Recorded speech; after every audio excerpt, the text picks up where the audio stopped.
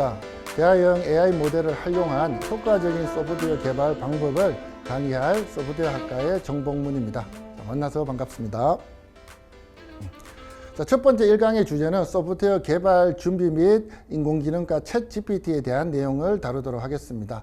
지금 우리 강의를 듣는 분들이 이미 개발 경력이 많은 분들이고 또 새로운 분들도 계실 건데, 간단하게 소프트웨어 개발 준비하는 부분을 언급하고, 그 다음에 최근에 이슈가 되고 있는 챗GPT 그리고 인공지능의 원리에 대해서 간단하게 언급을 해보도록 하겠습니다.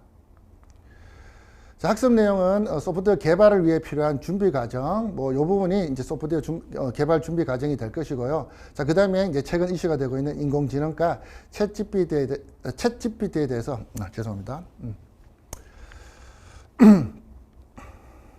자, 학습 내용은 소프트웨어 개발을 위해 필요한 준비 과정, 그리고 최근에 이슈가 되고 있는 챗GPT에 대해서 얘기를 해보도록 하겠습니다.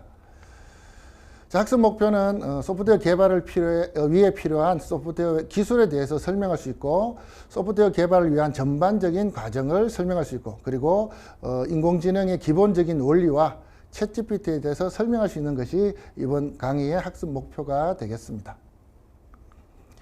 자, 학습 목차는 다음과 같습니다. 자, 크게 소프트웨어 개발 첫 단계, 그리고 소프트웨어 개발 명세, 그리고 소프트웨어 개발 환경. 자, 요 세 개의 큰 꼭지는 아마 이제 우리 특강을 듣는 많은 분들이 이미 잘 알고 있는 부분이라고 생각합니다. 그래도 혹시 이제 소프트웨어 개발을 처음 하는 그런 학생들을 위해서 좀 간단히 언급을 하고 넘어가도록 하겠습니다. 자, 그리고 이번 특강의 큰 주제가 되는 챗GPT, 그리고 챗GPT가 개발되어 나오게 된 인공지능의 큰 역사 간단하게 한번 얘기를 해보도록 하겠습니다.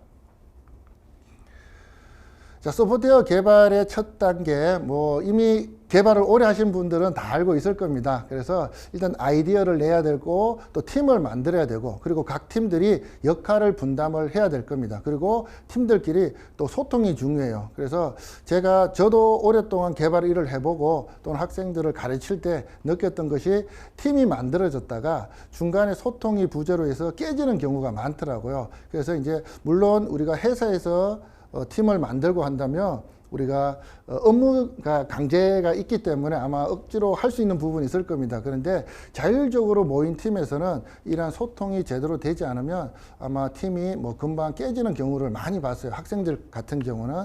그래서 이제 그런 부분들을 어떻게 해 나가야 될지 이미 많이 해보신 분들은 알고 있는 내용이겠지만, 이제 처음에 소프트웨어를 접하는 학생들은 간단하게 보면 좋을 것 같아요. 자, 그리고 이제 일단 아이디어를 먼저 내야 됩니다. 그래서 개발하고자 하는 프로그램이 뭔지, 내가 어떤 서비스를 해야 될지, 이제 그런 아이디어를 내야 돼요. 그래서 만약에 우리가 소프트웨어 개발 직업군에 있는 그런 분들이라면 아마 용령을 통해서 프로그램 개발 의뢰가 올 수도 있고, 아니면 회사의 큰 전략 방향으로 프로그램을 만드는 경우도 있을 겁니다. 자, 그렇지 않고 개인이나 또는 작은 팀들이 또는 대학에서 공부를 위한 목적으로 소프트웨어를 개발을 하게 된다면 아이디어부터 개발까지 모든 것을 다 진행을 해야 돼요. 그래서 지금은 이제 아이디어부터 모든 개발을 진행하는 큰 틀을 간단히 언급을 해보도록 하겠습니다.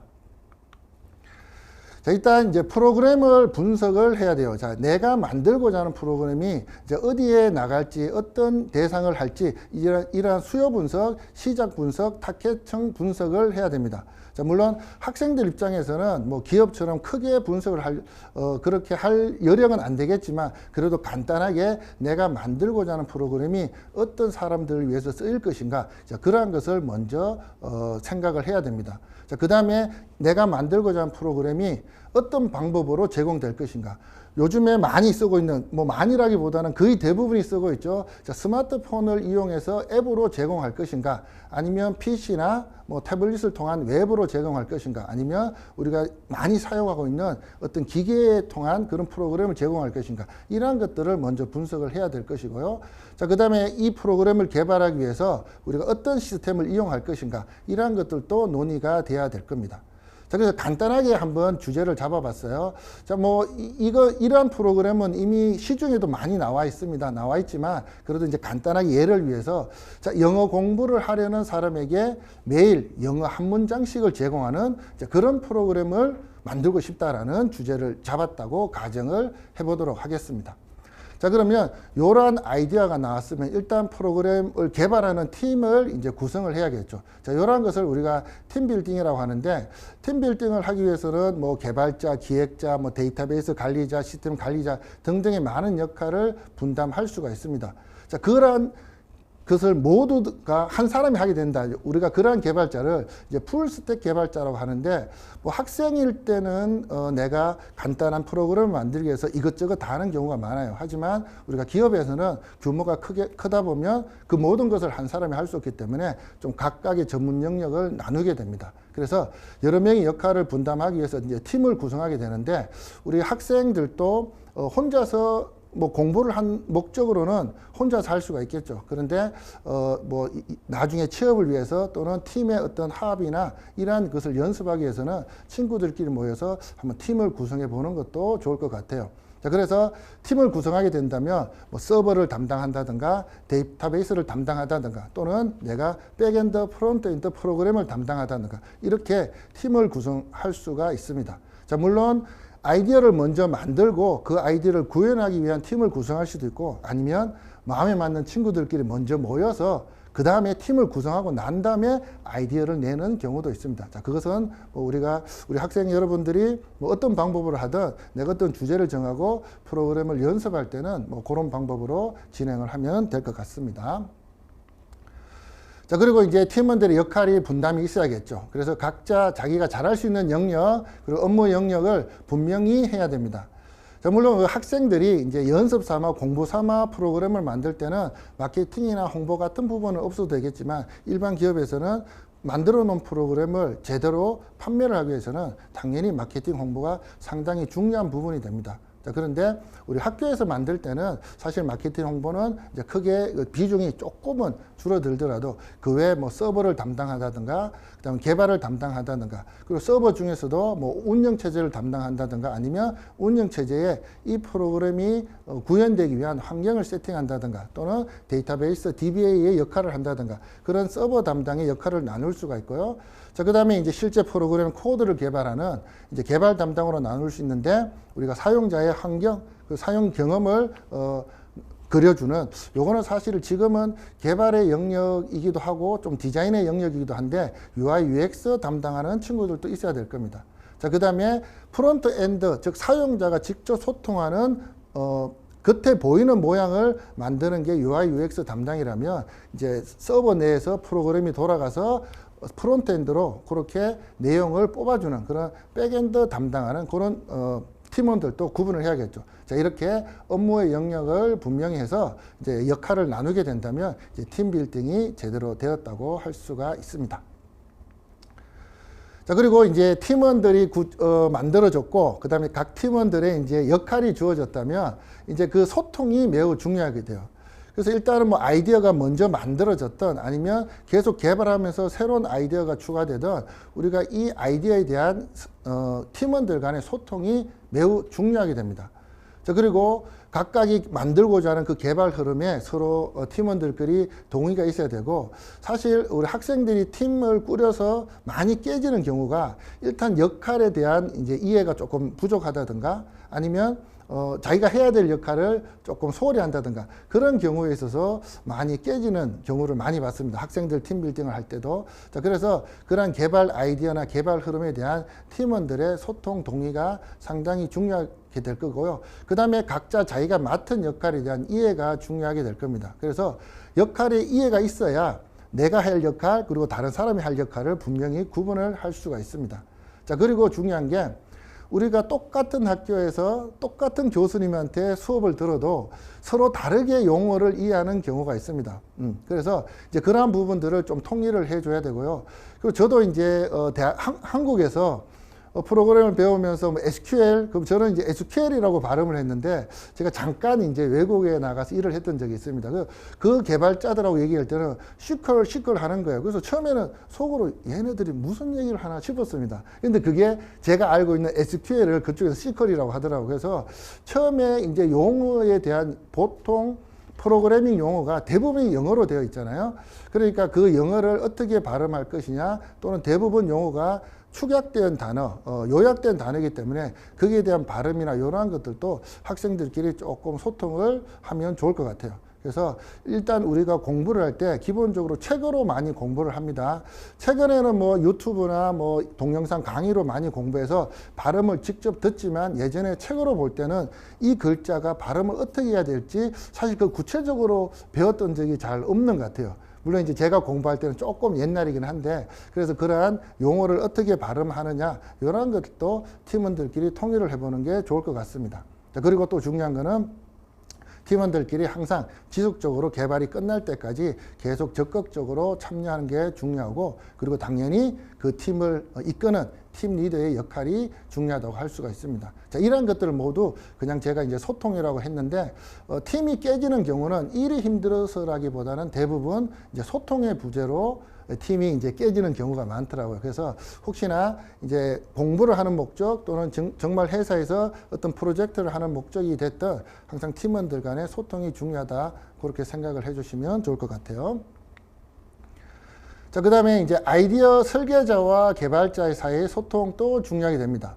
자, 앞서서 제가 얘기했던 부분은 이제 팀원들끼리 모여서 아이디어를 내는 이제 그러한 뭐 개발 방법이 될 수 있는데 많은 부분에서는 아이디어를 낸 사람이 어떻게 보면 조금 그 본인이 생각했던 아이디어를 개발할 수 없으니까 어떤 개발팀들한테 이렇게 이제 수주를 할 수가 있습니다. 자, 그래서 아이디어를 내는 사람들이 만약에 이제 소프트웨어나 컴퓨터 공학을 전공했다 한다면 용어를 쉽게 알 수가 있어요. 자, 그런데 대부분이 아이디어 설계자와 개발자 사이가 어떤 이제 의견이 마찰이 오는 게 용어나 뭐 이러한 것들이 안 맞다든가 또는 아이디어를 내는 사람들은 항상 애매모호한 표현을 많이 씁니다. 그래서 개발자들 특히 컴퓨터 공학, 소프트웨어 공학을 하는 친구들은 영가일의 어떤 디지털 개념, 분명한 개념을 가지고 얘기를 하는데 일반적인 뭐 아이디어를 내는 사람들은 항상 이제 애매모호한 두루뭉술한 그런 표현을 많이 쓰더라고요. 그래서 이제 그러한 것들을 소통하기 위해서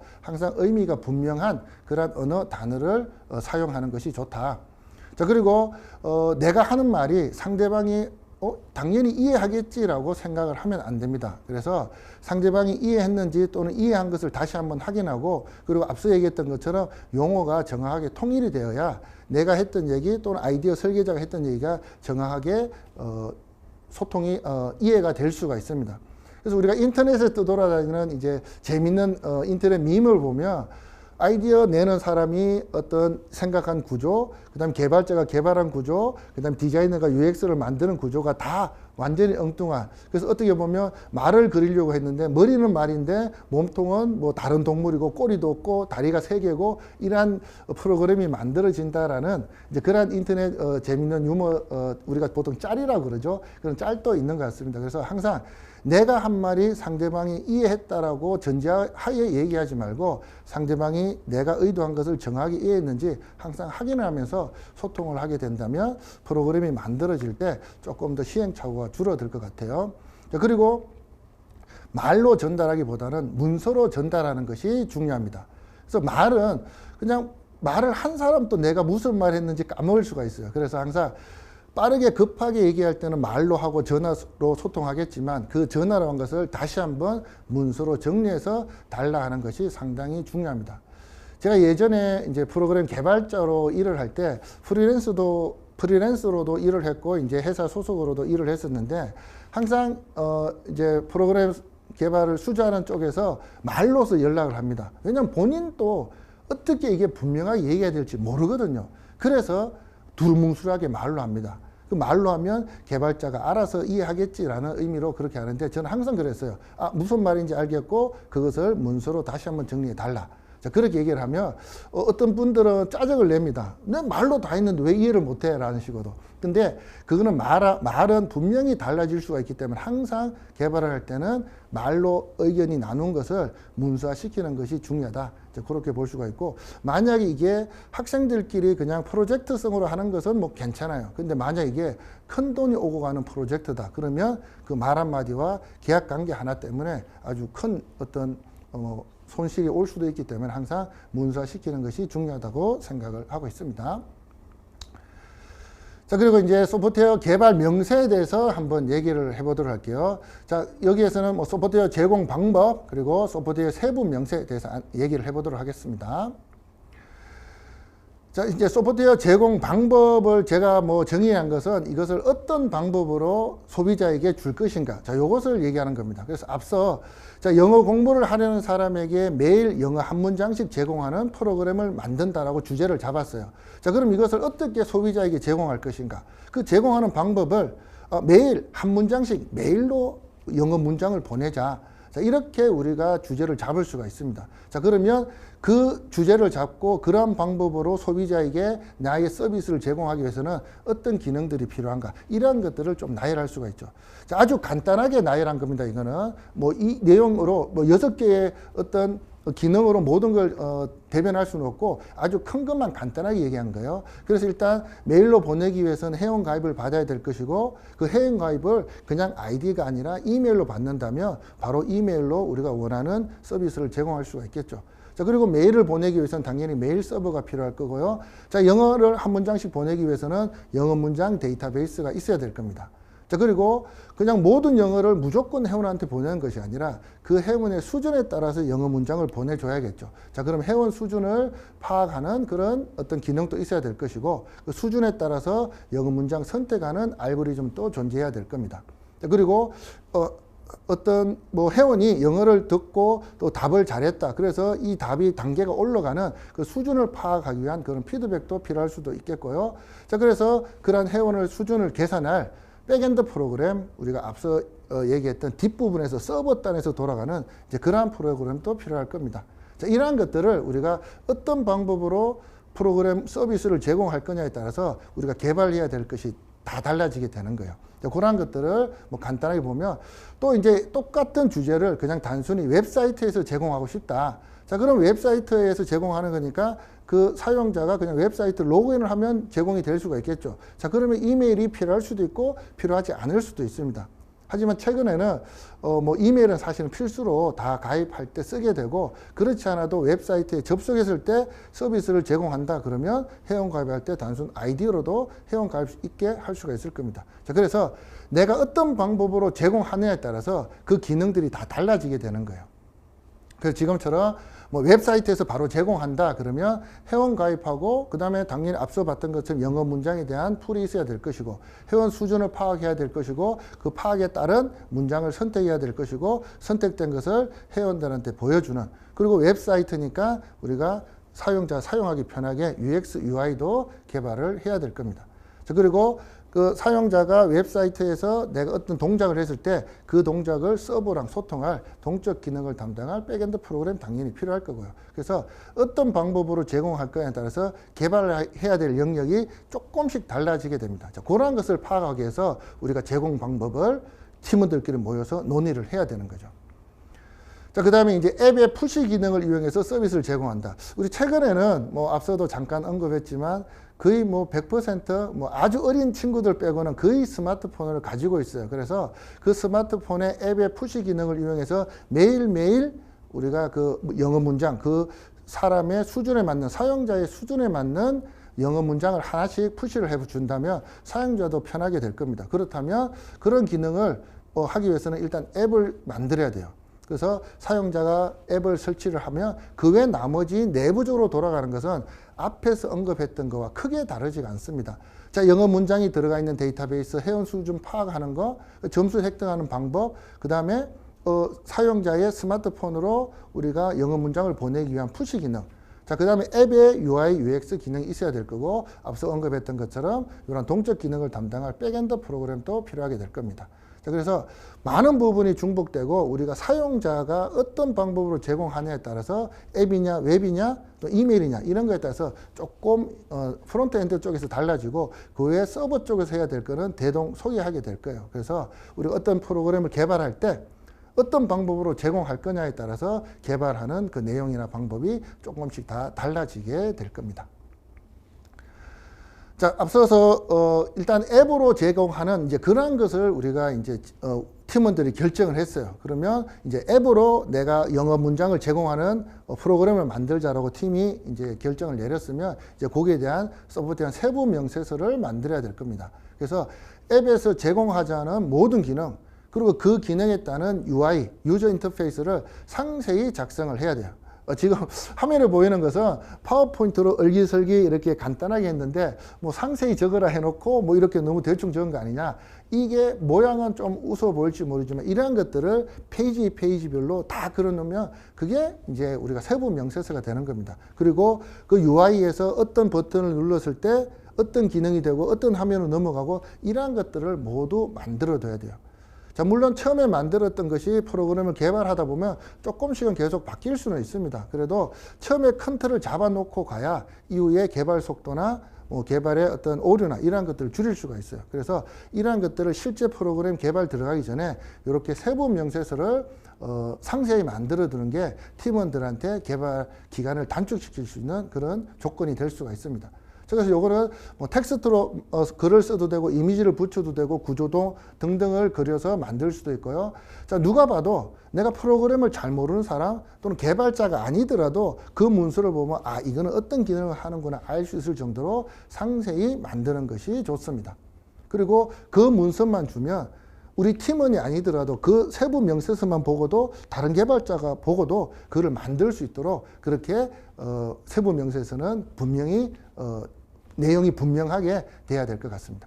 자, 그리고 사용자의 사용 환경, UX도 이제 상세히 작성하고, 물론 이것이 이제 파워포인트로 얼기설기 만든 이러한 것들이 앱으로 실제 만들어지면 디자인의 모양은 달라질 겁니다. 하지만 그 디자인에서 어떤 버튼이 어디에 올라가 있고 어디에 텍스트 박스가 들어가 있고 이러한 것들을 정확히 설계를 해줘야 그것을 디자이너가 그것을 그대로 옮겨서 만들고 그게 상세할수록 우리가 개발 기간이 단축할 수가 있습니다. 자, 이러한 것들을 이제 세부 명세서를 우리가 만들어 두면 좋다가 아니라 무조건 만들어 둬야 됩니다.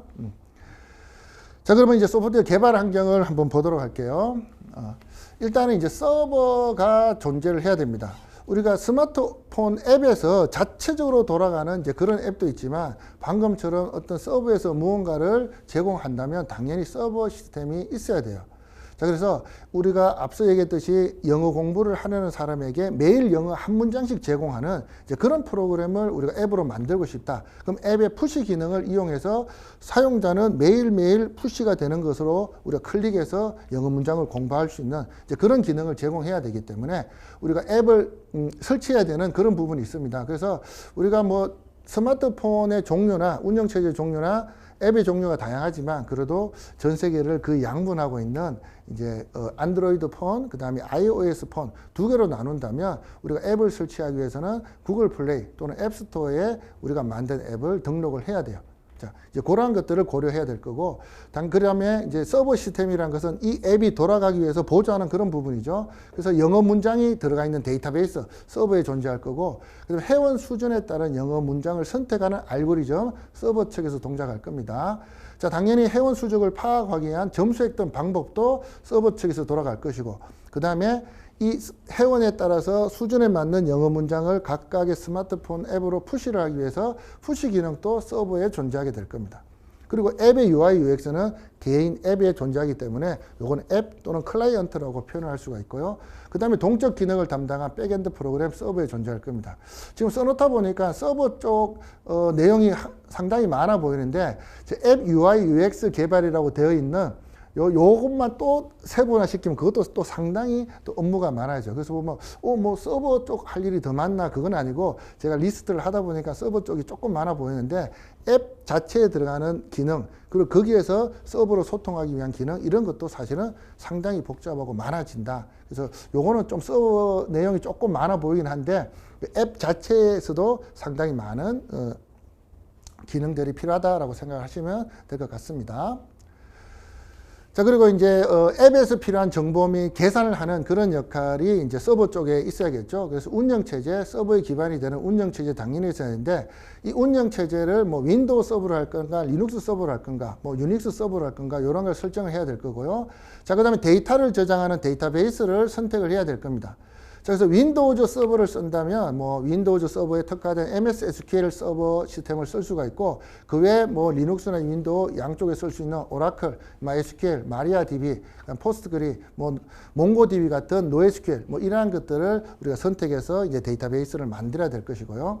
자, 그다음에 이 데이터베이스와 실질적으로 사용자가 소통하기 위한 우리가 보통 백엔드 프로그램이라고 하죠. 자, 그러한 것이 윈도우즈 서버에서 돌아가는 ASP.NET, 그 다음에 뭐 어떤 운영체제든 관계없는 PHP, JSP, 뭐 장고, 이러한 것들이 이제 웹 어플리케이션으로 선택을 해야 될 겁니다. 자, 이러한 것들은 그냥 일단 팀원들이 잘할 수 있는 것을 선택하는 것이 가장 좋고, 아니면 우리가 어떤 운영체제가 한 곳으로 정할 수밖에 없다. 그러면 이제 거기에 조금 이제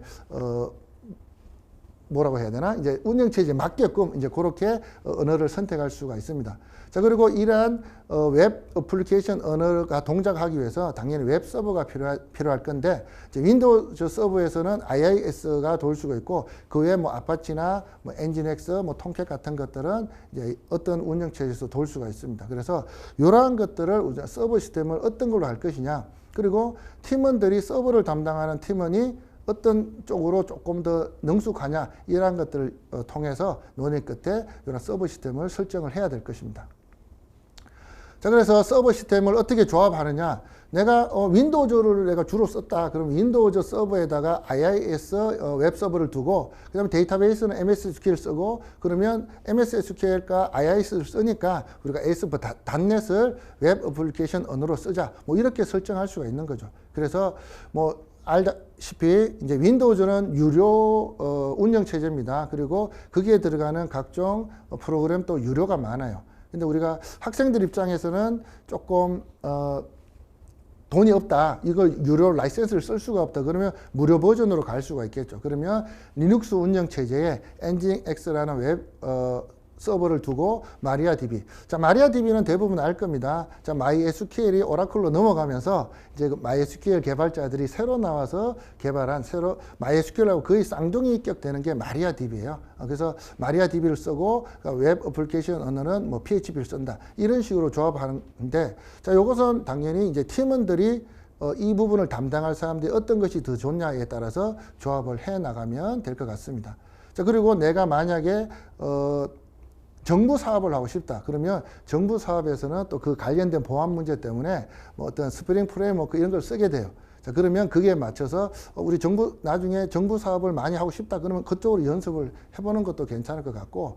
자, 그리고 우리나라에서는 리눅스 서버를 많이 쓰긴 합니다. 그런데 해외로 만약에 내가 개발자로 취업하고 싶다. 그러면 그쪽은 이제 윈도우즈 서버를 많이 쓰는 그런 것이 많더라고요. 아마 학생 여러분들도 인디드나 뭐 이러한 것들을 취업 사이트를 해외 취업 사이트를 보면 알겠지만, 그쪽에서는 리눅스 서버보다는 윈도우 서버 비중도 상당히 높은 걸로 제가 이제 거기 잠깐 있을 때 한번 본 것 같아요. 그래서 꼭 내가 뭐 무료니까 리눅스만 고집한다라기보다는 좀 다양한 경험을 위해서라면 윈도우 서버를 통해서 프로그램 개발하는 것도 좋은 경험이 될 것 같습니다.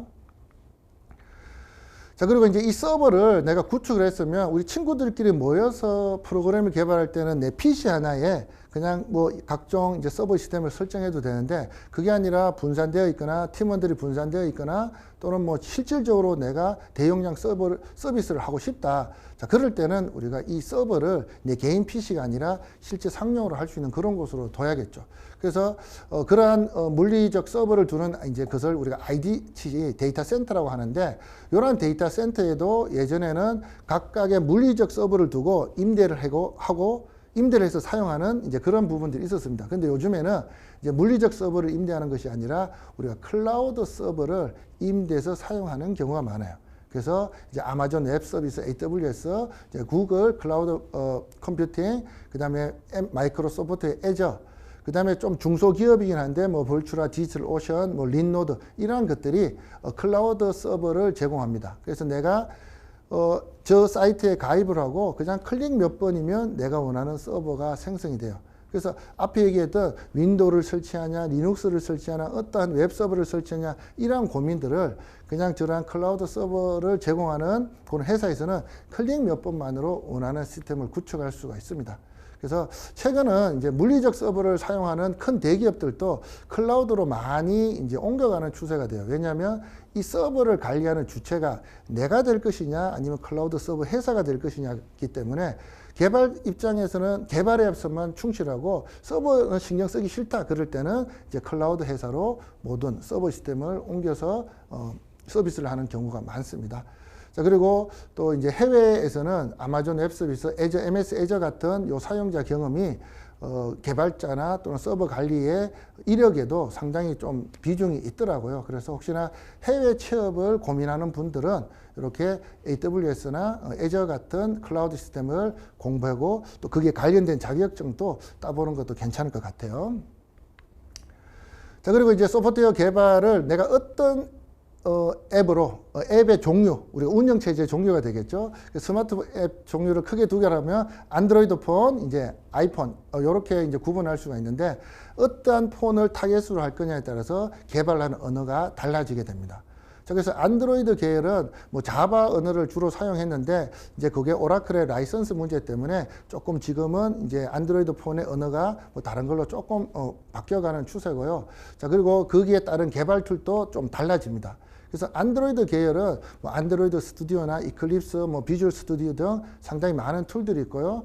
자, 그 다음에 iOS 계열의 개발을 하기 위해서는 우리가 맥이나 이런 iOS 또는 macOS를 쓰는 그러한 개발 도구가 있어야 돼요. 그리고 개발 툴도 이제 엑스코드라는 것을 쓰는데 그래서 최근에는 이 두 개를 동시에 죄송합니다. 이전에는 두 개를 동시에 개발할 수 없었어요. 그래서 두 개를 동시에 개발할 수 없으니까 개발자도 따로 구해야 됐습니다. 그래서 안드로이드 개발자, iOS 개발자를 따로 구분했는데 이제 최근에는 또 이제 다트라는 프로그래밍 언어를 이용한 플러트라는 것이 나와서 한 원소스의 멀티 플랫폼, 그래서 코드 하나만 만들면 그게 안드로이드 폰이든 아이폰이든 그런 식으로 프로그램이 심을 수 있는, 설치할 수 있는 그런 프로그래밍 언어가 있어요. 그래서 어떠한 것을 선택할 것이냐.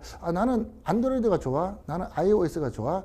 두 개 다 개발하고 싶은데 내가 iOS는 잘 몰라. 뭐 이런 경우가 있을 거잖아요. 자, 그럴 때 여러분들이 어떤 언어를 선택하느냐. 이것은 이제 프론트엔드 개발 쪽 뭐에서 선택을 해서 이제 프로그래밍 언어를 어떤 걸로 할 것인가. 그렇게 논의 끝에 선택을 하면 될 것 같습니다. 자, 그리고 이제 개발을 위해서라면 단순히 프로그램 뭐 열고 프로그램 깔고 개발 툴 깔고 하면 되는 게 아니냐라고 생각할 수 있는데 뭐 개발을 많이 해보신 분은 알 거예요. 그 개발 하나 하려면 각종 여러 가지 계정들이 필요합니다. 그래서 뭐 우리가 일단은 이 하나의 어떤 하나의 프로그램을 만들기 위해서 필요한 여러 가지 계정들이 많이 한데 통일하기 위해서 뭐 보통 이메일 하나 생성합니다. 자, 그리고 뭐 구글 계정, 애플 계정에 그 이메일을 등록해서 뭐 개발자 등록을 하고, 자, 구글 플레이에 내가 앱을 올리기 위해서는 이제 $25를 주면 이제 평생 사용할 수가 있습니다. 자, 근데 애플 같은 경우는 앱스토어에 등록하기 위해서는 연간 99불 정도를 매년 내야 돼요. 그래서 애플 쪽에서는 조금 더 비싼 편이긴 한데 내가 일단 개발한 것을 애플 스토어나 구글 스토어에 올리기 위해서는 그렇게 개발자 등록을 해야 됩니다. 자, 그러면 내가 웹을 이용해서 서비스를 제공하지 않더라도, 그렇지 않더라도 우리가 앱에서 서버로 소통하기 위해서는 IP로 갈 수도 있지만 웹 도메인을 통해서 통신을 할 수가 있어요. 그래서 도메인 또 하나 뭐 필요한 도메인을 살 수가 있겠고요. 그리고 앞서 얘기했던 클라우드 서버를 제공하는 클라우드 서비스 회원 가입해야 되고, 자, 그 다음에 서버에서 스마트폰으로 데이터를 주는 푸시를 하는 이제 그것을 위해서 또 이제 애플 푸시 노티피케이션이나 이제 파이어베이스 구글 쪽에서 하는 이러한 것도 사용하기 위해서는 계정이 필요합니다. 그래서 이러한 계정들을 하나로 관리하기 위해서 우리가 이메일 계정을 하나 만들어서 개발자 계정을 만들어서 개발 팀원들끼리 공유를 하면 우리가 전체 계정 관리가 원활히 될 것 같아요. 자, 그리고 앞서서도 잠깐 밑줄에 나왔었는데 이제 소스 관리를 위해서는 Git을 사용할 수가 있습니다. 예전에는 뭐 좀 오래 전에는 뭐 서퍼즈나 이런 여러 가지 이제 버전 관리 프로그램을 썼는데 최근에는 이제 Git이라는 버전 관리, 소스 관리를 하는 그 시스템이 거의 이제 대세인 것 같아요. 그 Git도 우리가 리눅스를 개발한 리눅스 토발저가 만든 어떤 버전 관리 프로그램이고 그 버전 관리 프로그램인 Git을 우리가 실제 사용자가 편리하게 웹에서 사용할 수 있도록 내놓은 서비스가 바로 GitHub입니다. 그래서 깃이라는 프로그램과 그 깃을 이용해서 서비스를 제공하는 깃업은 서로 다른 개념이에요. 그래서 보통은 그래도 깃업 그러면 거의 깃을 대명사처럼 쓰는데 깃을 이용한 서비스 회사가 깃업도 있고 깃랩이라는 것도 있습니다. 뭐 그것은 팀원들끼리 어떻게 정하냐에 따라서 어떤 버전 관리 프로그램을 쓰느냐인데 뭐 아무래도 대세는 깃허브이니까 뭐 그쪽으로 하면 여러분들 이력 관리에도 도움이 될 것 같아요. 자, 그 다음에 이제 개발 툴을 통일하는데 많은 개발자들이 모였을 때는 평소 자기가 선호하는 개발 툴들이 다를 겁니다. 누구는 안드로이드 스튜디오를 쓰고 누구는 이클립스를 쓰고 누구는 비주얼 스튜디오를 쓸 수가 있어요. 그래서 이러한 툴들을 통해서 버전 관리를 하게 되면 내부 설정 파일 때문에 조금씩 자꾸 뒤틀리게 돼요. 그래서 기왕이면 이제 팀원들끼리는 하나의 개발 툴로 통일을 하면 조금 이제 소스 관리가 조금 더 편해질 수가 있습니다. 자, 물론 가장 중요한 것은 개발하는 사람이 가장 손에 있고 잘 사용할 수 있는 그 툴을 사용하는 게 중요해요. 그래도 만약에 아직까지는 내가 특별한 개발 툴을 찍어 놓은 것이 없다 그러면 팀원들끼리 모여서 하나의 개발 툴을 통일하는 것도 괜찮을 것 같습니다. 자, 그 다음에 또 중요한 거 소스 코드 스타일을 통일해야 돼요. 그래서 지금 많은 대형 프로그램이 여러 명이 개발하다 보니까 어떤 파트 소스를 보면 뭐 이제 변수 이름, 그 다음에 또 다른 파트 보면 변수 이름의 스타일이 막 달라지는 경우가 있어요. 그래서 이제 그러한 것들이 너무 다르면 내가 다른 사람의 소스 코드를 봤을 때 뭘 의미하는지 모르게 됩니다. 그래서 소스 코드를 작성하는 그런 방법도 팀원들끼리는 좀 통일을 하는 게 좋을 것 같아요. 당연히 하나의 함수를 펑션을 쓰고 대괄호를 중괄호를 뭐 바로 위에 놓느냐 다음 줄로 놓느냐 이런 코드 스타일도 그게 달라지면 서로 좀 약간 남의 코드를 봤을 때 헷갈리게 돼요. 그래서 그러한 것들도 서로 팀원들끼리는 통일을 시켜서 코드 스타일을 한다든가 변수를 이름을 짓는 이제 그러한 것들을 통일을 하면 상당히 남의 코드를 봤을 때도 내가 위화감 없이 서로 소통을 할 수가 있을 것 같아요. 자, 변수를 명명하는 그런 스타일은 제가 뭐 위키에 코딩 스타일이라는 곳을 링크를 걸어 뒀습니다. 여러분들도 요거를 뭐 검색하면 바로 나오겠지만 그래서 어떤 스타일을 우리가 통일하자 이런 것들이 팀원들 간의 소통도 중요할 것 같아요. 자, 이런 것들이 우리가 개발을 위한 환경을 통일하는 것이고 개발 환경이 통일돼야 나중에 팀원들이 소스 코드만 보고도 서로 소통이 원활해질 수 있다고 생각을 합니다. 자, 다음은 이제 인공지능과 이제 챗 GPT에 대해서 한번 얘기를 해보도록 하겠습니다. 자, 지금까지는 뭐 이미 이 특강을 듣는 많은 분들이 이미 알고 있는 그런 내용일 수도 있겠지만 이제 소프트웨어 개발을 처음 해보는 학생들을 위해서 잠깐 언급을 했고요. 이제부터는 인공지능과 챗 GPT에 대해서 한번 얘기를 해보도록 하겠습니다.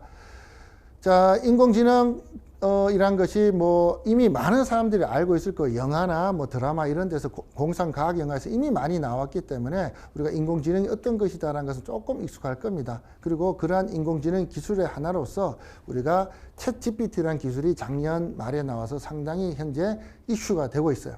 그래서 이러한 내용을 좀 하고 이제 챗 GPT의 사용법에 대해서 한번 얘기를 해보도록 하겠습니다.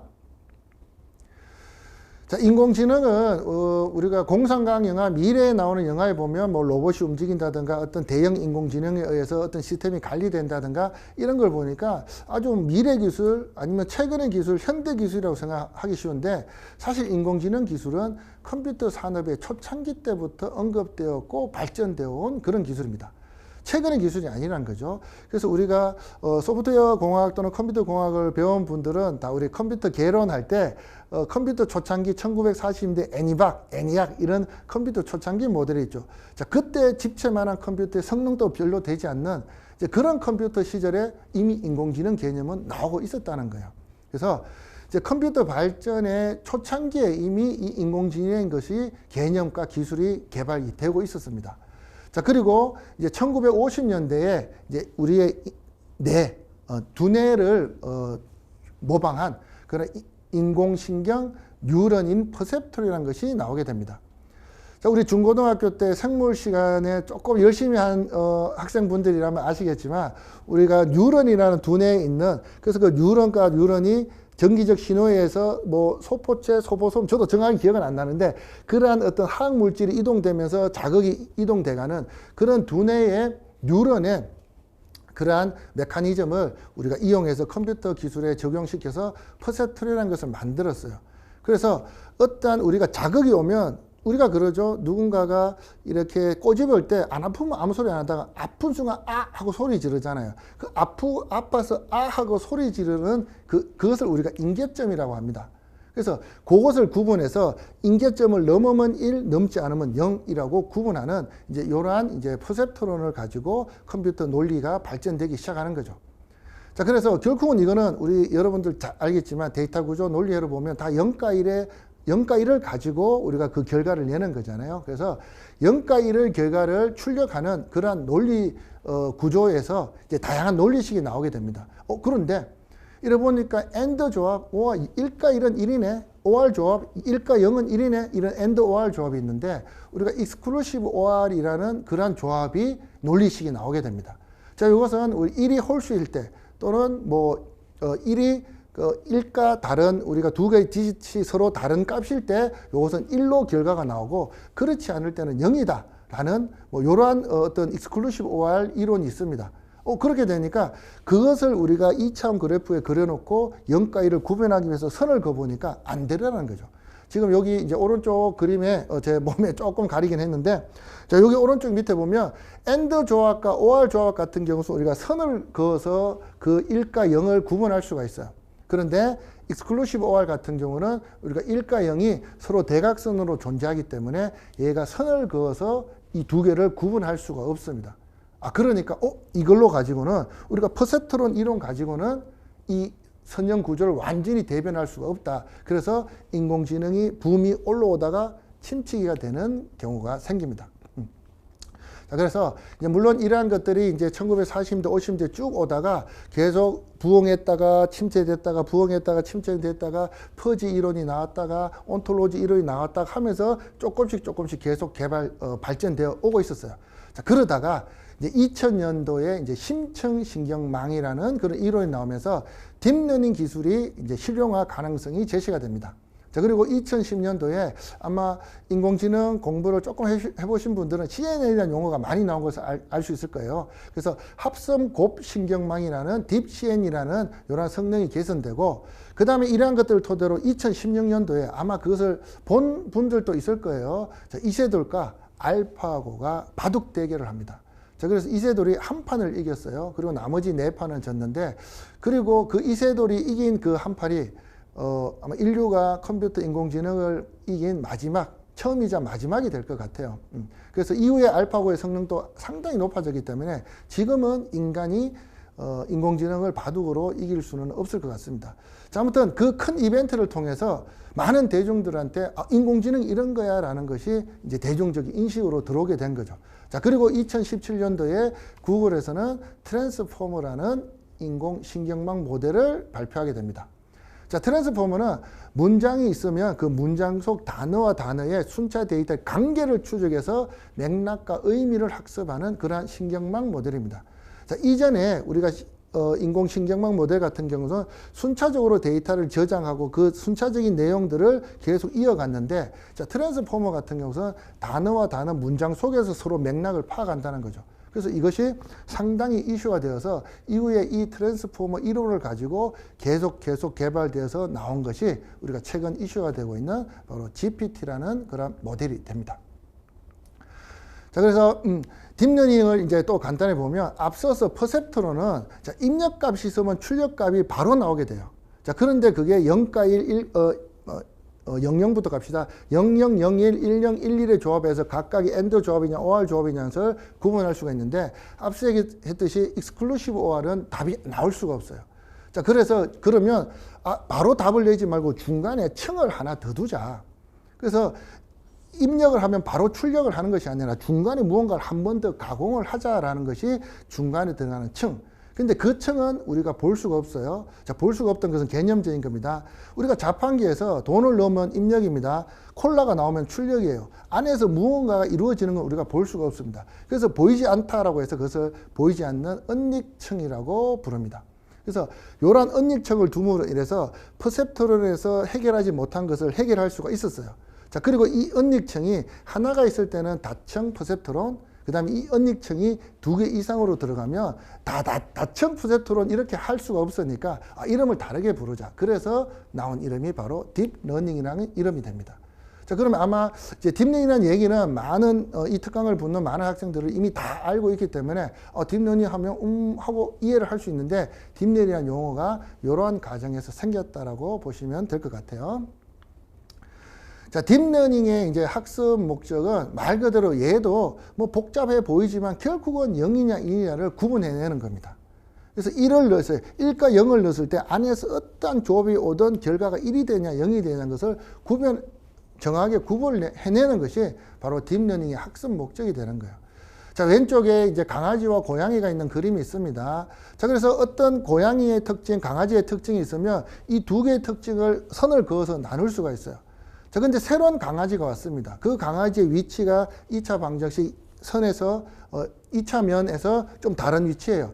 그럼 이 강아지와 고양이를 구분하기 위한 선을 다시 그어야 될 겁니다. 자, 이렇게 새로운 어떤 데이터가 들어올 때마다 선을 새로 그어야 돼요. 자, 가만히 보니까 이거는 우리가 직선의 방정식이랑 똑같네요. 그죠? 자, 직선의 방정식은 우리가 중학교 때 다들 공부를 잘하셨기 때문에 y는 ax, b라는 것을 알 수가 있을 겁니다.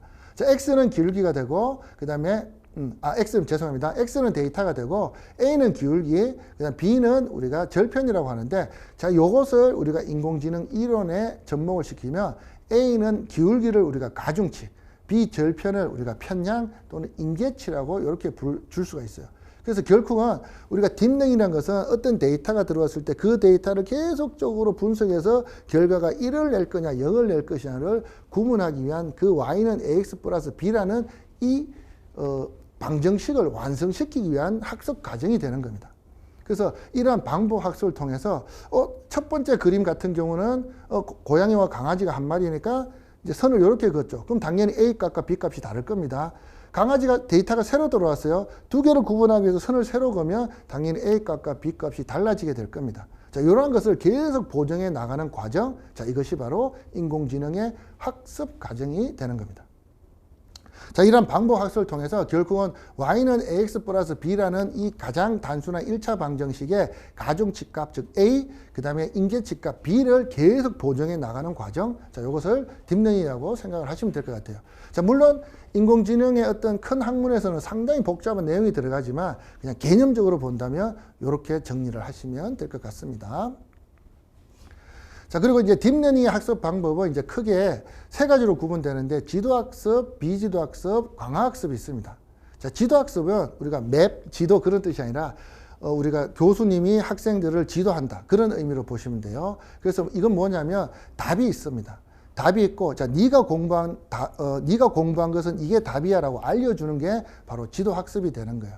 그래서 내가 어떤 사진을 봤는데 이건 강아지야 라고 답을 주면 이것은 지도학습이 되는 겁니다. 그럼 내가 이건 강아지야 라는 사진을 계속 보면서 이렇게 생긴 동물은 강아지구나 라고 공부를 해가는 거. 자, 그게 바로 지도학습이고, 이러한 지도학습 방법은 예측이나 분류에 많이 쓰이고 있습니다. 자, 그 다음에 비지도학습은 말 그대로 누가 가르쳐 주지 않는다는 의미죠. 그래서 강아지 사진을 봐도 이게 뭔지 이름은 몰라요. 근데 비슷한 동물 사진을 많이 보게 된다면 이거는 이름은 모르겠지만 동물이 비슷한 특징을 가졌네라고 분류를 하겠죠. 그래서 이렇게 답은 없지만 내가 비슷한 패턴을 모으는 이제 그러한 데이터를 사용할 때는 비지도 학습이라고 하고, 이것은 연간 규칙 또는 군집을 만들 때 우리가 학습 방법으로 사용하고 있습니다. 자, 그 다음에 강화학습이 있습니다. 자, 강화학습은 아마 우리가 학창 시절에 상당히 많이 우리 사람으로서도 했던 그런 학습 방법이 돼요. 왜? 내가 무언가를 잘하면 칭찬을 받았죠. 자, 칭찬받으면 이 행동은 더 하고, 야단을 맞으면 그 행동을 안 하게 될 겁니다. 자, 이와 같이 칭찬을 통해서 그 행동을 계속 유도하는 이러한 학습 방법을 강화학습이라고 하고, 자, 이것은 소프트웨어 에이전트가 그 환경과 서로 상호작용을 통해서 보상을 통해서 요건 보상이 많으니까 앞으로 똑같은 일이 생겼을 때는 그렇게 행동해야지 라고 하는 것이 이제 강화학습의 기법이 되는 겁니다. 자, 그럼 지도학습을 앞서 이제 제가 설명했던 것처럼 조금 더 그림을 본다면 이제 훈련을 하기 위해서는 훈련 데이터가 필요해요. 그리고 그 훈련 데이터에는 라벨링이 있습니다. 즉 왼쪽에 요 보이는 것처럼, 자, 요 사진들은 강아지야 라고 라벨링이 되어 있는 거예요. 즉 답이 되어 있다는 거죠. 자, 이러한 사진은 고양이야라고 답이 있다는 겁니다. 그래서 어떤 알고리즘이 자, 요런 왼쪽에 있는 사진을 연습할 때는 아, 얘는 강아지다. 오른쪽에 있는 사진 연습할 때 얘는 고양이다라고 답을 알고 훈련해 나가는 이러한 알고리즘을 적용할 때는 우리가 지도학습이다라고 보시면 되고요. 자, 그 다음 앞서 얘기했듯이 비지도학습은 비슷한 사진끼리 묶이긴 묶였는데 얘가 이름은 모르겠어. 이렇게 그냥 군집으로 묶어두는 것, 이것을 우리가 비지도학습 알고리즘이라고 합니다. 자, 그 다음에 앞서 얘기했듯이 강화학습은 어떤 상태가 잘했다 그러면 상태가 있고 그 상태에서 어떤 에이전트가 행동을 했을 때 잘했을 때는 보상을 주고 그렇지 않으면 뭐 벌을 줄 수도 있고 보상을 안 줄 수도 있겠죠. 그러면 어떠한 상태는 계속 내가 보상을 잘 받으려고 하는 방향으로 행동을 하게 될 겁니다. 자, 그렇게 이제 고쳐 나가는 거죠. 자, 그래서 상태, 행동에 따른 보상에 따른 상태를 다시 정립하고 행동, 보상 이런 식으로 계속 진행해 나가면서 반복 학습을 하게 되고요. 자, 이거는 우리가 일상생활에서도 많이 겪었던 앞서 얘기했던 것처럼 칭찬을 들었을 때 더 열심히 하는 경우 자, 특정 방법으로 게임을 했을 때 점수가 더 잘 올라가요. 그럼 앞으로는 계속 그 방법으로 어떤 게임 조작을 할 수가 있겠죠. 자, 그리고 우리가 오늘 할 챗GPT의 학습 방법이 바로 이 강화학습이 됩니다. 자, 물론 강화학습만 이루어지는 건 아니에요. 자, 비지도 학습을 통해서 기본적인 어떤 분류를 학습을 하고 그 다음에 그 학습된 결과를 강화학습을 통해서 좀 더 정립하는 방향으로 우리가 챗GPT의 모델이 계속 발전해 나가고 있습니다. 자, 그럼 이제 챗GPT에 대해서 한번 보도록 할게요. 자, 챗GPT는 2022년 이제 12월 달에 오픈AI라는 회사에서 발표를 했습니다. 자, 그리고 앞서 얘기했던 2017년에 발표된 구글의 트랜스포머 알고리즘을 사용을 했고요. 자, GPT라는 말 자체가 뭐 제너레이티브 프리트레인드 미리 훈련된 트랜스포머 모델이다라는 그런 의미로 받아들이시면 될 것 같아요. 자, 그리고 지금 현재 우리가 챗GPT에서 사용하고 있는 버전이 이제 3.5 버전입니다. 그리고 지금 4.0 버전 또 이제 뭐 베타 버전 또는 이제 개발자 버전으로 오픈되어 있는데 이제 사용자한테 완전히 아직까지는 이 강의를 특강하는 시점에서는 아닌 것 같아요. 물론 조금 지나면 그것도 다 개방이 되겠죠. 자, 아무튼 GPT 3.5 버전이 1750여 개의 매개 변수를 사용했다고 합니다. 자, 그럼 매개 변수가 도대체 뭔데 그렇게 많아 하는데 요 매개 변수는 우리 앞서서 기억할까요? 우리 딥러닝에서 입력이 있으면 출력이 있죠. 그 사이에 언닉층이 있다고 했습니다. 자, 언닉층 사이를 우리가 바로 매개 변수라고 하는 거예요. 그러면 이제 그러한 출력층, 입력층과 출력층 사이에 얼마나 많은 언닉층들이 존재하고 그 언닉층을 통해서 계속적인 학습과 반복 훈련을 통해서 결과를 내게 된다. 이런 의미가 되겠죠. 물론 하나의 데이터가 아니라 그런 모든 걸 합쳐서 약 1750개의 매개 변수를 사용했다고 하고 챗GPT가 저때 나올 때까지만 해도 매개 변수 수가 가장 많았어요. 근데 이후의 버전들은 또 알고리즘 성능이 좋아지면서 무조건 이 변수가 매개 변수가 많다고 해서 좋은 성능을 내는 것이 아니라 알고리즘의 개선으로 인해서 매개 변수는 줄었지만 성능은 더 많아지는 그런 버전들도 계속 각 회사에서 많은 회사에서 개발되고 있는 중입니다. 자, 챗GPT는 앞서 얘기했듯이 비지도 학습을 통해서 어떠한 군락을 만들고 그 군락이 제대로 됐냐 안 됐냐는 바로 사람이 좀 판단을 하는 경우가 있어요. 그래서 일단 기본적인 비지도 학습으로 학습이 끝낸 그 결과를 사람이 보고 잘했어? 이건 맞는 말이야? 그러면 좋게 보상을 해주고 그렇지 않으면 점수를 낮게 준다면 이후에 그 강화학습을 통해서 계속적으로 재학습이 이루어지게 됩니다. 아마 챗GPT를 써보신 분들은 그 답변이 뭐 좋아요, 뭐 몇 점이에요 이런 걸 체크하는 경우가 있었을 거예요. 자, 이러한 것들이 어떻게 보면 사용자를 통해서 계속 강화를 해가는 이제 그런 방법이 될 수가 있습니다. 자, 물론 이 챗GPT가 처음 나올 때 이 강화학습을 하기 위해서 이제 오픈 AI에서 어떻게 보면 많은 사람들이 투입돼야 되니까 인건비를 줄이기 위해서 아프리카나 이런 제3세계의 사람들한테 아주 최저임금도 안 주고 뭐 일을 시켜서 논란이 많다라고 하는데 뭐 그런 부분들은 뭐 우리 특강에서 할 얘기는 아니지만 아무튼 많은 비용을 아끼기 위해서 조금 이제 그런 부분이 있어서 조금 논란이 되었던 경우는 있습니다. 아무튼 기본적으로 챗GPT는 비지도 학습을 통해서 학습을 하고 그 다음에 그 결과를 계속적인 강화 학습을 통해서 개선해 나간다라고 보시면 될 것 같아요. 자, 챗GPT는 앞서 얘기했듯이 2022년 12월 달에 오픈됐는데, 발표가 됐는데, 초반에 뭐 며칠 만에 뭐 몇백만 명 하다가 한 2달간 1억 명의 사용자를 확보해서 인터넷 기술이 나오고 나서 가장 빨리 회원 수가 는 이제 그러한 어떤 기술로 지금 인정을 받고 있습니다. 자, 요 챗GPT 개요에 한번 말씀을 드렸고요. 자, 그럼 챗GPT를 한번 사용해 보도록 할게요. 자, 챗GPT 사용하는 방법 상당히 복잡합니다. 자, 어떻게 해야 되냐? 첫 번째, 사이트에 들어가야 돼요. 자, 그러면 사이트는 이제 오픈AI에서 개발했기 때문에 chat.openai.com으로 들어가시면 됩니다. 자, 그리고 아까 사용 방법이 복잡하다고 했죠. 자, 여기에서 우리가 회원 가입을 하면 사용 방법이 끝납니다. 매우 간단하죠. 여기에서 사이트에 들어가서 회원 가입만 하면 그 다음부터는 그냥 사용만 하면 돼요. 아주 간단하게 가입 및 사용을 할 수 있도록 되어 있습니다. 그래서 회원 가입을 하고 로그인을 하면 바로 챗GPT 창이 나오고 거기에 내가 원하는 말을 입력하면 챗GPT가 대답을 해주게 되어 있어요. 자, 물론 많은 언어로도 할 수 있고 한국어도 당연히 지원이 됩니다. 예전에는 영어로 물어보면 영어로 대답이 상당히 빨랐어요. 근데 한국말은 조금 늘었는데 이제 그게 벌써 3월달 하고 또 몇 달이 지나면서 보니까 한국말도 상당히 빨라집니다. 그리고 밤에 할 때는 조금 느렸어요. 아무래도 외국하고 유럽 쪽 우리나라랑 반대되는 쪽하고 사용자가 몰리는 시간이 많아서 그런지 뭐 그런 부분 때문에 밤에 하면 좀 느리다가 낮에 하면 좀 빠르다 그랬는데 지금 최근에 보니까 이제 서버를 정설했는지 또 상당히 속도가 빠르게 답변을 하더라고요.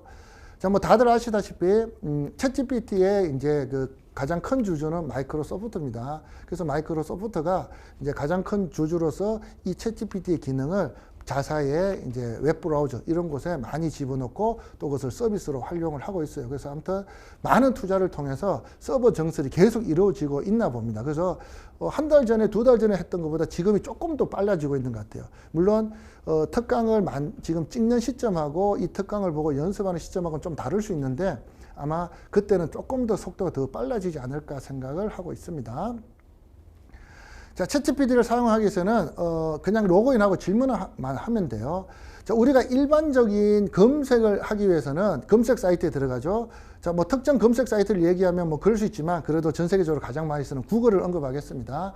자, 구글 사이트에 들어가서 내가 검색을 해요. 그럼 자료가 쭉 나옵니다. 그럼 거기에서 보면서 내가 하나하나 걸러서 필요한 것만 다시 골라야 돼요. 근데 챗GPT에서는 내가 검색 사이트에서 검색 필요한 내용만 쓰면 알아서 한 번에 정리해서 겉으로 보여주게 됩니다. 즉 뭐냐면 예를 들어 구글에서 검색했을 때는 그 내용들을 내가 다시 정리를 해야 돼요. 근데 챗GPT에서는 그 검색 내용을 이 챗GPT가 정리해서 다시 보여주는 겁니다. 그래서 요즘에는 그냥 이 결과를 쭉 긁어갖고 그냥 카피해서 복사해서 그냥 뭐 레포트를 만든다든가 이런 식으로 해서 지금 많이 논란이 되고 있습니다. 그리고 똑같은 질문을 해도 시기에 따라서 조금씩 내용이 계속 달라져요. 앞서 얘기했던 것처럼 계속적으로 지금 또 이 챗GPT가 학습을 하고 발전을 하고 있기 때문입니다. 자, 그래서 이제 검색 화면에 보시는 것처럼 구글 사이트에서 검색했을 때 내가 그 검색 결과를 다시 정리해야 되는데 챗GPT로 하면 그 결과만 가지고 내가 그냥 이용할 수도 있는 그런 장점이 있습니다. 자, 그래서 이제 구글에서 적색 정보를 띄고 처음에는 새로운 서비스가 나오면 구글에서는 콧방귀도 안 껴요.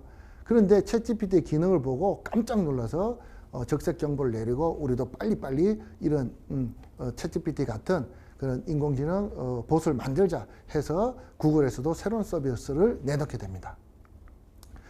자, 그럼 이제 챗GPT를 위해서 질문을 어떻게 하느냐 한번 보도록 할게요. 자, 일단은 챗GPT는 앞서 얘기했지만 데이터를 학습해야 돼요. 근데 그 데이터가 2021년 9월까지의 데이터가 됩니다. 그래서 이후에 나오는 새로운 정보는 챗GPT가 알 수가 없어요. 그래서 이제 그래서 최신 정보를 대답 못한다는 그런 단점도 있고 학습된 데이터의 정보량에 따른 편향성이 있습니다. 자, 편향성 얘기하면 제가 뭐 수업할 때 이런 예를 많이 드는데 축구 선수가 헤딩으로도 골을 넣고 발로 차서도 골을 넣을 수 있어야 돼요. 그런데 어떤 축구 선수가 계속 헤딩 연습만 한다면 헤딩으로 오는 골은 잘 넣을 수 있는데 볼은 잘 넣을 수 있는데 발로 오면 오히려 공을 못 차는 경우가 있습니다. 그래서 어떤 편향된 데이터를 가지고 학습했을 때는 그 학습된 양이 한쪽으로 몰리기 때문에 엉뚱한 답을 낼 수가 있어요. 자, 그것을 우리가 바이어스, 편향성이라고 합니다. 자, 그런 한계점이 있을 수 있고요. 당연히 잘못된 정보를 생성할 수가 있습니다. 자, 예를 들어 뭐 삼국시대 신라시대의 유명한 장군을 얘기해라. 그럼 이순신 장군 나오고 막 이럽니다. 그러니까 이 챗GPT는 문법은 그럴듯한데 내용은 온갖 곳에서 조합해갖고 전혀 엉뚱한 답을 낼 수가 있어요. 그래서 항상 챗GPT에서 나온 내용은 한 번 더 검증을 해야 됩니다. 그게 아니라 그냥 냈다가는 얼마 전에 나온 기사에 보니까 이제 변호사가 챗GPT를 통해서 뭐 어떤 판결문을 가지고 냈는데 알고 보니까 그게 거짓된 뭐 그런 판결이 없었는데 그런 판결이 있었다라고 나온 내용을 그대로 썼다가 저 어떤 기사에 나온 그런 것도 있습니다. 그래서 항상 검증할 필요가 있는 거죠. 자, 그리고 지역과 문화를 고려하지 않는 일반적인 정보이기 때문에 한국의 상황, 미국의 상황, 중국의 상황, 일본의 상황이 다 다른데 그런 걸 고려하지 않는다는 겁니다. 자, 그리고 출처, 저작권, 그 정보에 대한 신뢰성을 담보하지 않기 때문에 항상 사용할 때는 주의를 해야 될 것 같고요. 자, 그래서 이 챗GPT를 이용해서 원하는 답을 내기 위해서는 일단 질문이 구체적이어야 됩니다. 자, 구체적이고 좀 다양하고 많은 단어를 적어주는 게 좋습니다. 자, 이러한 것들을 우리가 이제 프롬프트라고 하는데 이 프롬프트는 좀 더 구체적이고 그리고 이제 내가 원하는 대답을 듣는 어떤 범위나 이러한 것들 질문의 의도에 맞는 그런 데이터를 미리 제공해 주면 챗GPT는 그걸 통해서 조금 더 분명하고 정확한 답을 내줄 수가 있어요. 자, 그 다음에 챗GPT의 역할, 질문자의 역할을 부여해주면 역할놀이라고 하죠. 자, 역할놀이를 하면 또 조금 더 분명한 답을 해줄 수가 있습니다. 자, 그리고 대답을 했으면 그 대답으로 끝나는 것이 아니라 이때까지 질문한 대답들이 다 기록이 돼요. 그래서 내가 그 다음 질문을 이어서 한다면 이전 질문에 이어받아서 다시 대답을 할 수가 있습니다. 그래서 대답에 대한 내가 응답을 받은 것을 제 질문을 통해서 내가 원하는 대답을 조금 더 고도화시켜 나갈 수가 있어요. 자, 물론 이제 인간의 전문적 지식을 토대로 검토는 분명히 거쳐야 됩니다. 잘못된 응답이 있다면 수정을 해야 돼요. 100% 믿으면 안 되는 부분이 있어요. 그런 거죠. 우리 사기꾼들이 말을 그럴듯하게 하잖아요. 말은 정말 그럴듯하게 합니다. 근데 그 내용에서는 잘못된 정보, 엉뚱한 정보 그런 것을 가져올 수 있기 때문에 항상 검증되는 과정은 거쳐야 될 것 같아요. 자, 그럼 챗GPT로 할 수 있는 일이 아주 많습니다. 단순히 챗봇이라고 채팅만 한다는 것이 아니라 글쓰기, 정보 검색 및 추천, 영어 문법, 의 이런 것도 다 하고요. 자, 원하는 프로그래밍 언어로 코딩도 할 수가 있습니다. 자, 엑셀, 워드, 파워포인트에 뭐 어떤 그 비주얼 베이직 그런 코드도 작성할 수가 있고요. 자, 번역도 당연히 됩니다. 그리고 작사 및 원하는 풍의 뭐 코드도 만들 수 있고 피아노, 음악도 작곡할 수 있고 아주 다양해요. 그리고 우리가 챗GPT의 오픈 AI의 그 사이트에서는 단순히 코드가 나오고 하지만 그 내부 API를 보면 그림도 만들어주고 다양한 기능을 다 할 수가 있습니다. 그래서 아무튼 이 챗GPT가 말 그대로 챗이라는 이름이 들어가 있기 때문에 뭐 단순히 채팅만 한다라는 게 아니라 정말로 다양한 일들을 할 수가 있어요. 자, 그리고 앞서서 언급은 안 됐지만 이제 챗GPT 3.5에서 4.5로 넘어가면 이제 그 데이터가 2021년 9월에 한계가 있는 게 아니라 이후의 데이터 그리고 실제 웹사이트에 있는 내용을 실시간으로 검색해서 그것을 정리해서 대답을 해준다 그러면 이제 정말로 사람이 해야 될 일이 많이 줄어들 그런 시절이 올 겁니다. 자, 물론 그렇게 서비스하는 것도 있습니다. 그거 조금 이따 언급을 하도록 할게요. 자, 그럼 이제 소프트웨어 개발을 한다. 그럼 이걸 어떻게 이걸 활용할 것이냐? 뭐 당연히 프로젝트 아이디어 만들 때, 무슨 프로그램 만들지 할 때, 제안서 작성할 때, 그리고 그 제안서를 개선점, 이러한 것들을 이 챗GPT가 다 만들어줍니다. 자, 그리고 이제 프로젝트 관련해 팀 논의하고 뭐 설명하고 질문하는 것들 답변 받을 수가 있고요. 그리고 이제 이 답변을 활용해 갖고 다양한 내가 뭐 응답을 다시 재질문을 한다든가 문법을 확인한다든가 알고리즘을 물어본다든가 라이브러리라든가 다양한 챗GPT의 답변을 활용해서 내가 프로그램 개발에 사용할 수가 있습니다. 자, 그리고 잘못된 코드. 물론 챗GPT는 그 코드가 돌아갈 수 있는 코드만 제공을 합니다. 그 코드를 내 컴퓨터에서 실제 돌려보고 잘 돌아간다 또는 내가 만든 코드가 안 돌아간다 그러면 챗GPT에 넣어서 오류를 잡아줘. 그러면 오류까지 잡아줍니다.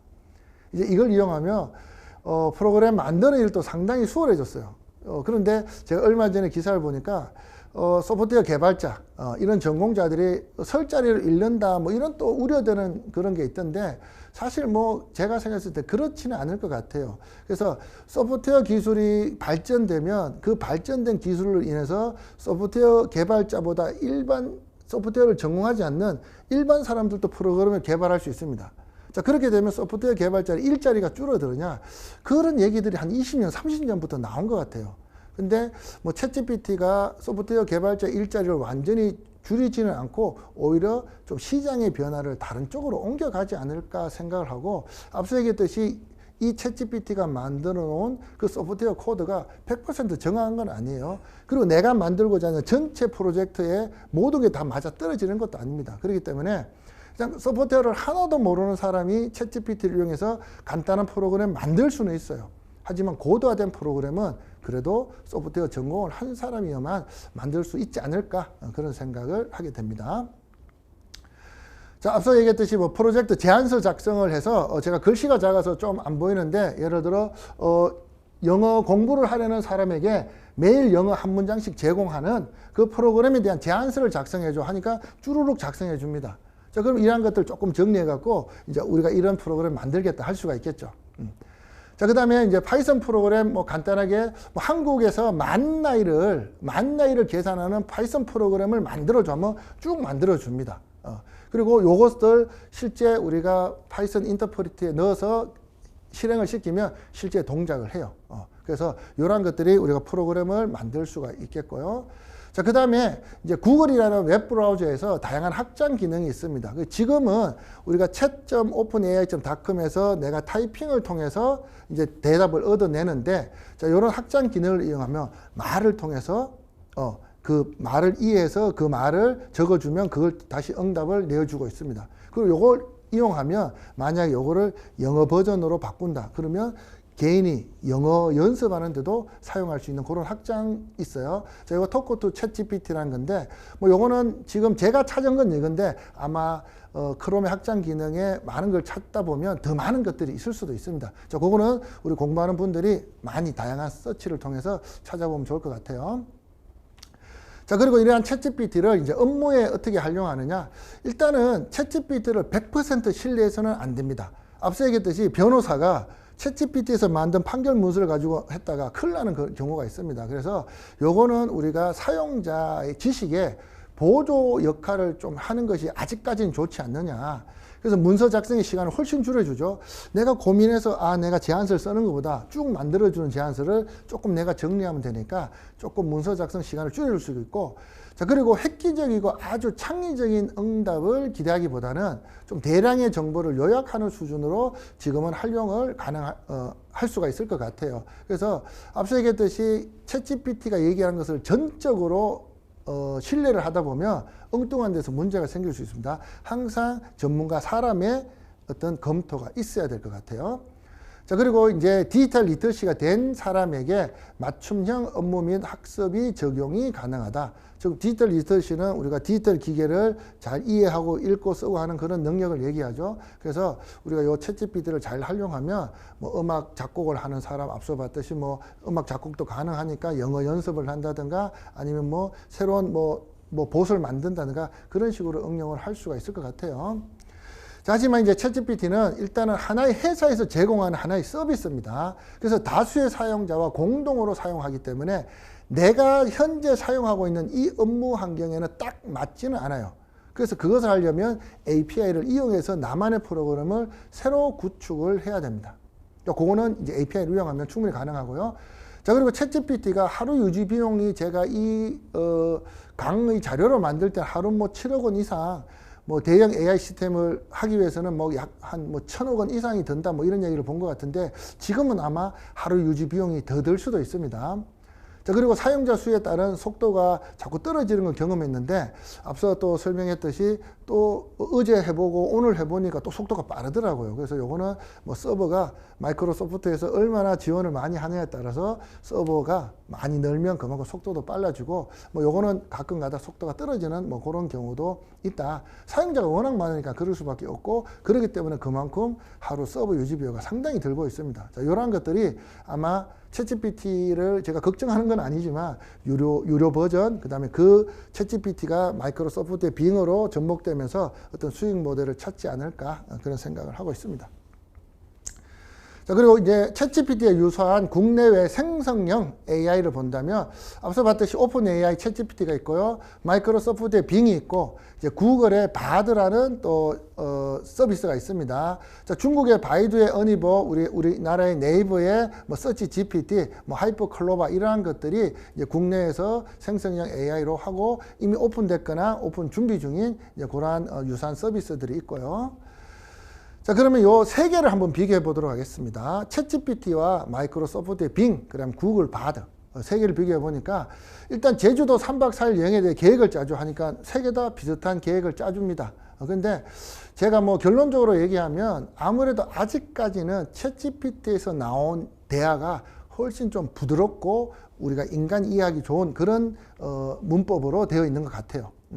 그래서 요거는 근데 지금 제가 말하는 시점하고 이게 하루 이틀 지나서는 또 달라질 수가 있습니다. 하루하루 기술이 달라지기 때문에 제가 느낀 거는 아직까지는 챗GPT가 가장 자연스러운데 이제 좀 지나면 시간이 지나면 어떻게 될지 모르죠. 자, 지금 화면에 보이는 것처럼 작아서 좀 안 보이겠지만 비슷한 대답을 하고 있습니다. 자, 그리고 현재 대한민국의 대통령을 물었어요. 자, 그런데 앞서 얘기했듯이 챗GPT는 2021년 9월까지의 데이터라고 했습니다. 그래서 챗GPT는 현재 대한민국의 대통령은 이전 정부의 대통령 이름을 예요. 근데 마이크로 빙과 구글 바드는 현재 이 검색 엔진이 갖고 있는 마이크로소프트의 빙 그리고 구글의 검색 엔진을 검색한 결과를 내줍니다. 그렇기 때문에 챗GPT는 이전 정부의 대통령 이름을 내고 그다음 빙과 구글 바드는 이제 현재 정부의 대통령, 대한민국 대통령 이름을 내줘요. 자, 그게 이론적인 거 맞는데 빙은 제대로 냈습니다. 자, 근데 구글 바드를 보니까 얘가 현재 대한민국의 대통령 하니까 1991년 12월 15일은 수요일입니다. 아주 엉뚱한 소리를 하더라고요. 아직까지는 구글 바드가 조금은 덜 안정적인 것 같아요. 그래서 제가 이걸 테스트하기 위해서 이전 데이터를 지우고 새로 질문을 해봤는데도 똑같이 대답하더라고요. 그래서 아직까지는 구글 바드가 좀 안정적이지 못한 것 같아요. 자, 그리고 다시 한번 얘기하지만 이거는 제가 이것을 자료를 만들기 위해서 연습했던 시점이고 이 특강을 듣는 시점에서는 제대로 다시 정상적으로 답을 할 수가 있습니다. 자, 한국의 만 나이를 계산하는 파이썬 프로그램 작성해서 앞서 한번 했었죠. 자, 비슷한 기능을 내고 코드 스타일은 다른데 다 정상적으로 동작하는 그런 코드를 내어줍니다.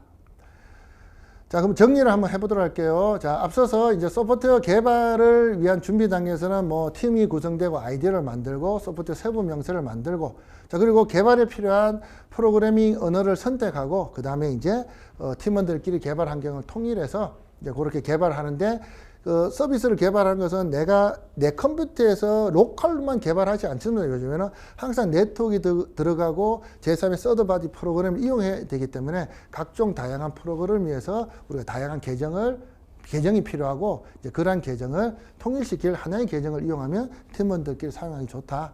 자, 그 다음에 이제 최근에 정말로 이슈가 되고 있는 챗GPT라는 그러한 프로그램의 개요에 대해서 이제 말씀을 드렸습니다. 자, 1강은 여기서 마치도록 할게요.